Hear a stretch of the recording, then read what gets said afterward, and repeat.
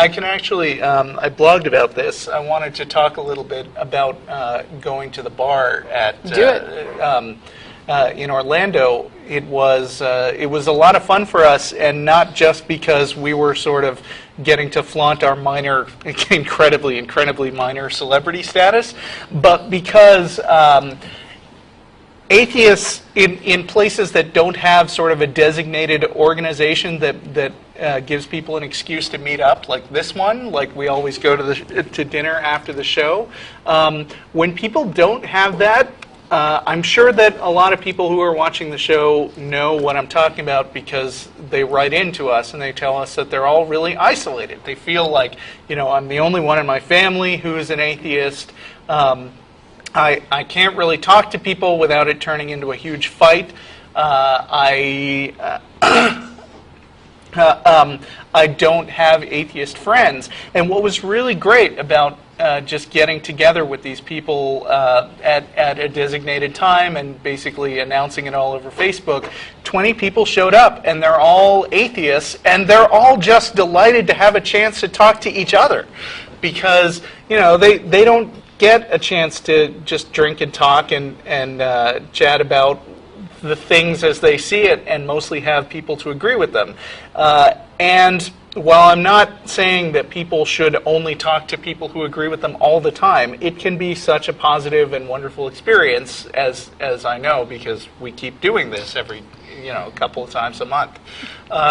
So I just want to reiterate the call for atheists to make their own meetup groups. The atheist community of Austin started up with an ad in the paper.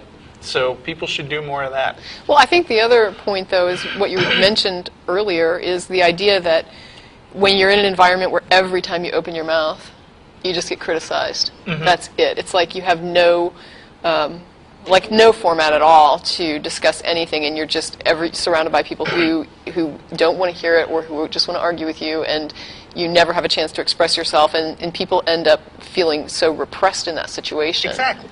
And I saw something like this recently on a strand where somebody had actually come to the community and asked for support. Basically said, my family, I feel like I can't open my mouth. I'm okay defending my views, and they were doing a really good job defending their views, but they were saying it just gets tiresome to have several people constantly jumping and harping on everything I say. I can't even open my mouth about something. Yeah, I like to argue, but I don't like to argue all the time about.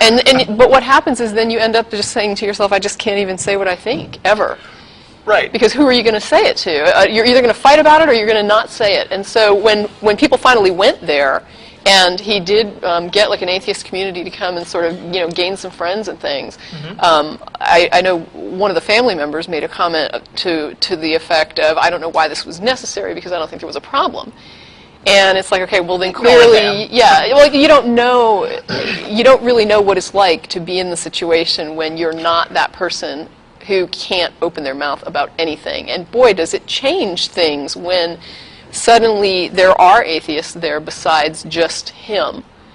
And they get rebuttals from people besides just the one person they're used to dogpiling on. It really changes the dynamic. Right. I mean, it takes a little of both. You need someone to bounce your ideas off of and have them listen without fighting you. And right. You need to have some sort of adversarial relationship right. in order to make sure that the things you think aren't just, you accept them by default because there's no criticism of them. But I guess what I find is that when a person gets that kind of support, and there are more than just that one atheist defending those views, mm-hmm. the anti-theistic views, you see immediately a change in the dynamic of the theistic response, which is just like, well, I don't understand why you're so contentious.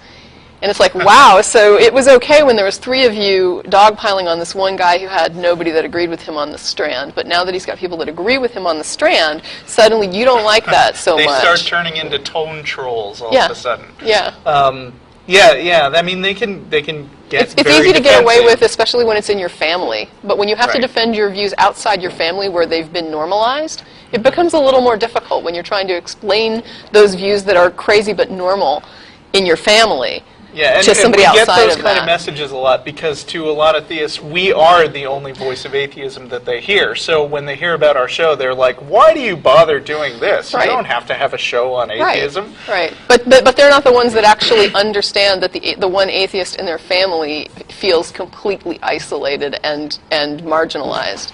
Right. Because they think the person doesn't say anything, so there's no problem. Well, they don't say anything because you've silenced them and repressed them into submission. And they're not happy, but they don't want to upset you because they love you because you're their family. Yeah. So I know that there are atheists everywhere. There are some people who are just like you guys who are, not saying anything to anyone because it's too uncomfortable. And so the challenge is just finding them. Right. Because you'll really enjoy yourself if you finally get to talk to some like-minded people. Yeah, I absolutely So agree. That's your public service announcement. And it's a worthy one.